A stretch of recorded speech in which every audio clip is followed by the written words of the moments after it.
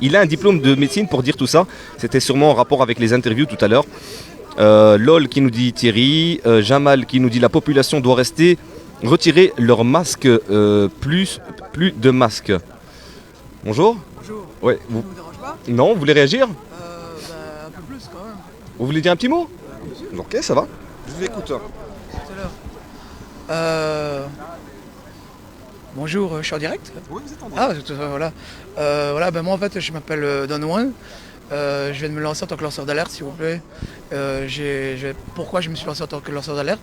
Parce que depuis le premier jour du premier confinement, si vous voulez, j'ai regardé des vidéos alternatives un peu dissidentes avec des gens qui étaient aux prises, des sachants qui étaient aux prises avec la maladie au quotidien et qui n'avaient qu'une volonté, c'est d'exercer leur serment d'Hippocrate à tout prix. Et je pense, selon ma faible connaissance, que si vous voulez, ils avaient, sur la base transparence santé, ils avaient 0 € de conflit d'intérêt ou de lien d'intérêt avec quelques entités laboratives ou pharmaceutiques. Ce que je veux dire ici, c'est que le message principal qui en est ressorti de tous ces sachants-là, c'est que en fait, ce n'est pas comme on nous le raconte dans les médias officiels, aux heures de grande écoute. Et de là, j'ai voulu comprendre, j'ai voulu chercher à comprendre qu'est-ce qu'il en est, c'est quoi déjà un virus, une pathologie, comment on le contracte ou pas. Et on se rend vite compte en cumulant les heures, etc. J'ai cumulé plus de 150 heures je pense notamment avec professeur Didier Raoult, que tout le monde connaît, j'imagine, sur la sphère du système. C'était combien? 24. J'allais dire 14, j'ai bien fait. Non, parce que j'ai été incarcéré il y a une semaine d'ici, enfin bref, dans la cellule 14. Bref, D'accord. petite parenthèse. La semaine passée? La semaine passée, je suis venu la semaine passée. C'était en rapport avec la manifestation ici? Tout à fait. Elle s'est passée derrière vous et en fait, pour faire une petite parenthèse, vous y étiez aussi. Vous avez couvert l'événement. Ok. Et en vérité, ça s'est joué à 20 minutes. À 20 minutes, c'était bouclé, quoi. Mais ils ont sorti quand même les gros moyens, la grosse artillerie. Il y avait des flics sur les chevaux, les mecs. Je crois que j'ai jamais vu ça de ma vie, quoi. Il y avait des flics en armure, il y avait des flics avec des chiens, il y avait des combis par dizaines et dizaines, etc. Ils avaient sorti de la grosse artillerie. Alors que moi, à la base, regardez-moi, je suis un peu chétif. J'ai ma grosse barbe, j'ai mon look, etc.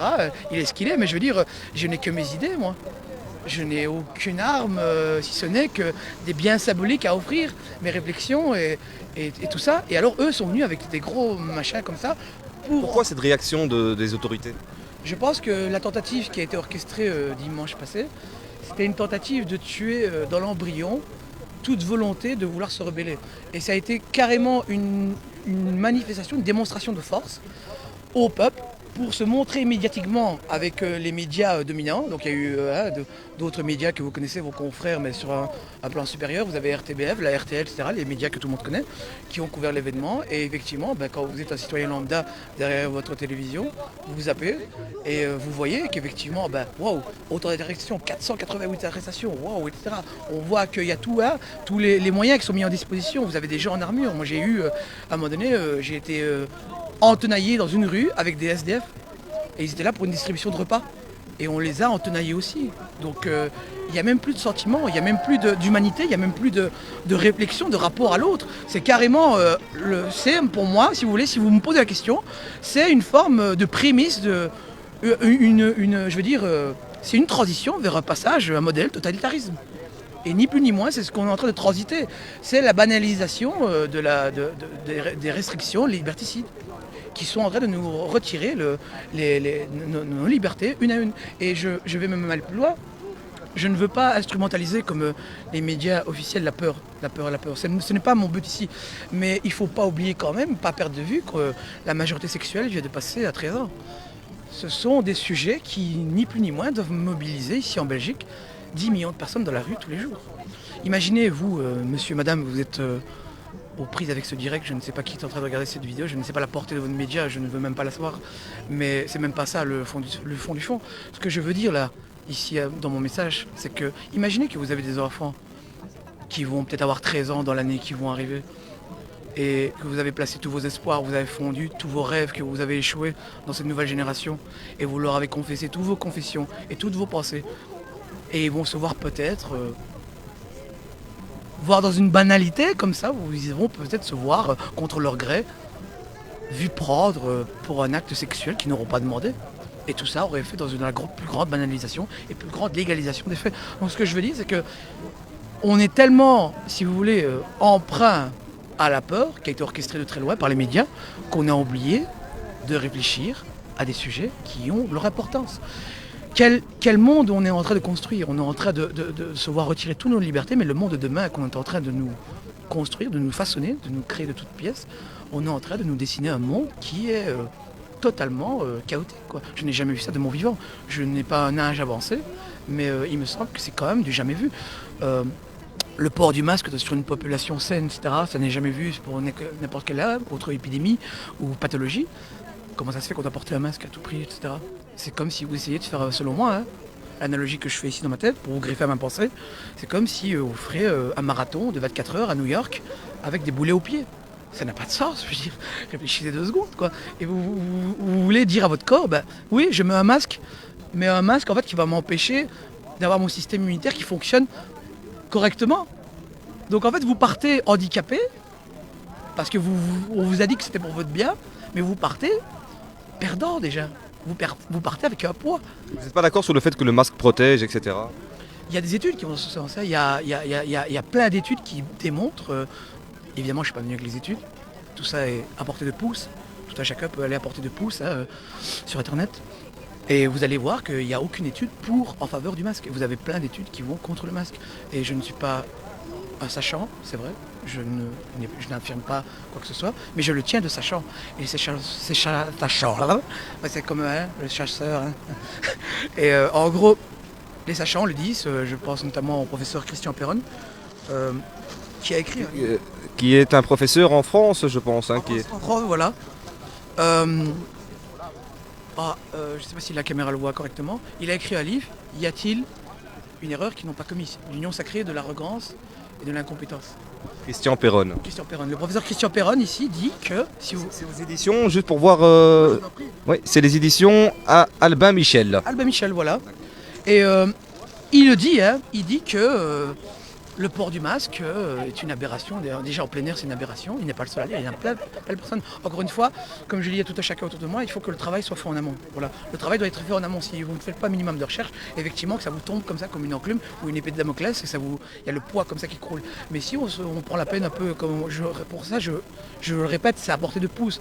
On va maintenant sur les réseaux sociaux pour prendre notre dose de dopamine par les likes, et on ne prend pas l'opportunité de se renseigner un minimum. C'est quand même, je veux dire, on a ici une antinomie flagrante quand même.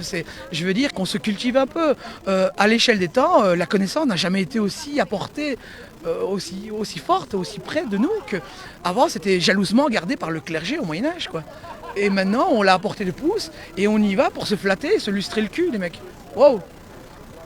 Cultivez-vous un peu, quoi. Faites un peu l'effort. Et en plus on est confinés et il y a des couvre-feux maintenant, donc on a un peu plus de temps. Vous pensez qu'on est moins cultivé qu'avant? Je pense que c'est partagé, c'est un débat de fond très intéressant que vous soulevez là. Je pense que les gens sont cultivés, mais on c'est un peu comme si vous voulez des enclos que le berger, si vous voulez, aurait mis. Et en fait, ce berger-là vous fait aller dans une certaine direction, mais tout en vous écartant d'une autre direction. Vous voyez ce que je veux dire? Vous vous greffez un peu à ma pensée.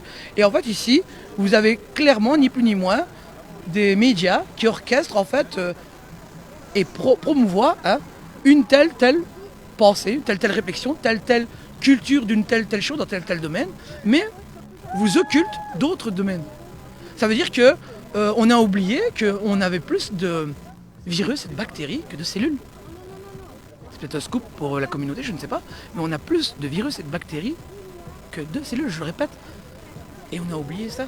Donc dans la peur qu'on a orchestrée de très loin, on nous a fait oublier qu'on était constitué, nous sommes les meilleurs résidus et les meilleurs accouplements en fait, au final, de tous ces virus qui, à l'échelle de l'évolution humaine, se sont couplés.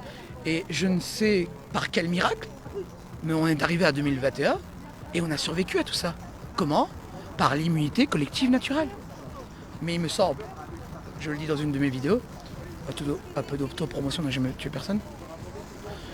J'en suis venu à la conclusion, j'ai posé la question sur une de mes vidéos, pourquoi a-t-on fermé les restaurants, les cafés, les bars? Pourquoi a-t-on fermé aussi les théâtres? tous les endroits, si vous vous griffez à main pensée, les endroits où vous pouvez se rencontrer, même les salles de sport, alors que je le répète, Culturel notamment. culturel tout à fait, qu'on a tué plein de gens qui étaient issus du monde de la culture en passage en même temps, mais même les salles de sport qui, si vous êtes un minimum renseigné, vous prémunit d'une quelconque cas, si vous voulez renforcer votre système immunitaire, vous faites un peu de sport et tout va bien aller, on respire, etc. Mais comment ça se fait qu'on a tout fermé, y compris les salles de sport, qui est une antinomie intégrale, selon moi, on n'aurait même pas dû. Parce que dans un monde parfait, on vous aurait dit c'est vrai qu'il y a des morts, c'est vrai qu'il faut un peu avoir peur, mais vous ne tracassez pas, il y a des solutions. Les solutions, déjà, on ne les a pas proposées, et même le sport qui est la solution première, on ne vous l'a pas proposé. Et on vous a empêché de faire ce sport-là. Il y en a qui me disent qu'on peut aller courir, c'est vrai. Mais même ça, il y a des couvre-feux, si vous avez un boulot, vous ne pouvez pas aller courir à 5h30 du matin. Ce que je veux dire, c'est que si vous vous griffez à ma pensée, je reviens à ma première question, pourquoi a-t-on tout fermé, y compris les salles de sport, et après instaurer des couvre-feux allant de 22h à 8h à 18h en France? La réponse, selon moi, est venue d'elle-même en cumulant, si vous voulez, toutes les connaissances à travers les vidéos des sachants, y compris des psychiatres. Et je pense que ni plus ni moins, si vous vous griffez à ma pensée, il y a une personne qui a répondu correctement, elle a 73 ans, et il m'a d'ailleurs bluffé. Je pense que ni plus ni moins, ils veulent nous empêcher d'avoir l'immunité collective naturelle. Pourquoi ils veulent faire ça? Ni plus ni moins, pour justifier les prochains confinements à arriver, okay, et ils veulent aussi, dans la foulée, justifier les vaccins qui vont arriver.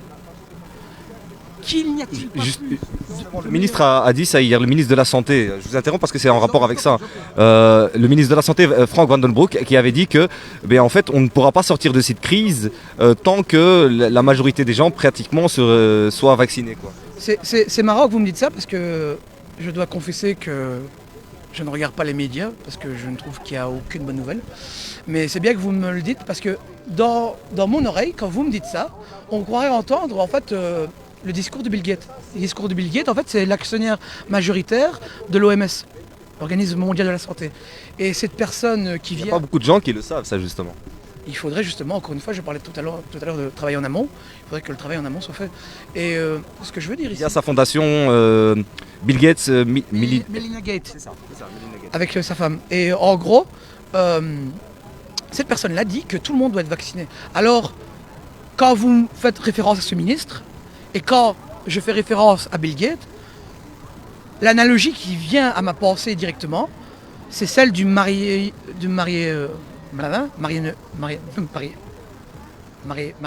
Non, celui qui... marionnettiste, voilà. Marionnettiste. Ouais, Marionnettiste. Ouais. Voilà, autant pour moi. C'est du direct, voilà, c'est les aléas du direct, ça peut arriver, voilà. J'ai rien qui est écrit, c'est du freestyle, voilà, on se cherche un peu, voilà. Le marionnettiste qui met sa main dans son entité, dans sa marionnette, et qui l'agite. Je pense qu'il est question de ça ici.